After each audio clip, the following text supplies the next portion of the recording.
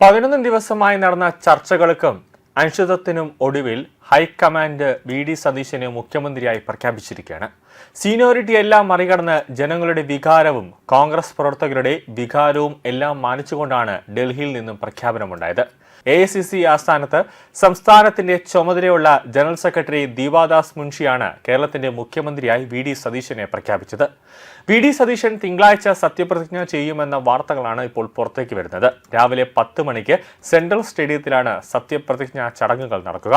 അതിനുവേണ്ട ഒരുക്കങ്ങൾ ഇപ്പോൾ തന്നെ തുടങ്ങിയിട്ടുണ്ട്.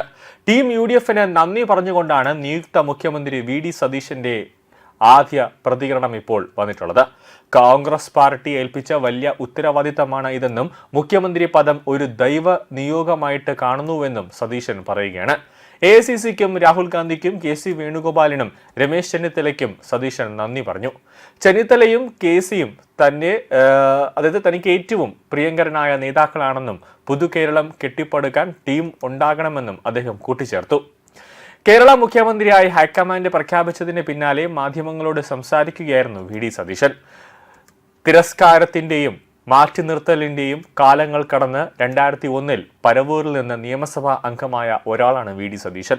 സഭാതലത്തിലെ ഇടപെടലുകളിലൂടെ അയാൾ തന്നിലെ പ്രതിഭയെ പ്രകാശിപ്പിച്ചു. ഒപ്പം എത്രമേൽ ചവിട്ടി മെതിച്ചാലും ഉയർന്ന് പൊങ്ങുന്ന കാതലുള്ള ഒരു മരമാണെന്ന് ചരിത്രത്തിൽ എഴുതി ചേർത്തു. അയാളുടെ പേരാണ് മുഖ്യമന്ത്രി എന്ന വിശേഷണത്തോടൊപ്പം കേരളം ഇനി ചേർത്ത് വായിക്കാൻ പോകുന്നത്.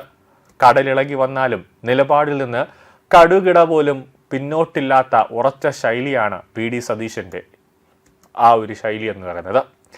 ആ വി.ഡി. സതീശനാണ് കേരളത്തിന്റെ ഭരണസാരഥ്യത്തിലേക്ക് ഇനി ചുവടുവെക്കുന്നത്. തേച്ചു മിനുക്കിയ ചിന്തയും അതിൽ പിറവി കൊള്ളുന്ന പുതിയ ആശയങ്ങളുമാണ് വി.ഡി. സതീശനെ സമകാലിക രാഷ്ട്രീയ നേതാക്കളിൽ നിന്ന് വ്യത്യസ്തമാക്കുന്നത്.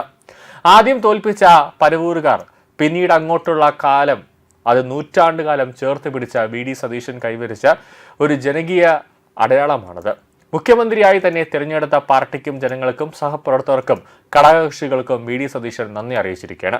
തന്നിൽ ഏൽപ്പിച്ച ഒരു ദൗത്യം അതൊരു വലിയ ഉത്തരവാദിത്തമാണെന്നും ഈ ദൈവികമായ ഒരു നിയോഗമാണെന്നും വി.ഡി. സതീശൻ വാർത്താ സമ്മേളനത്തിൽ പറയുകയാണ്.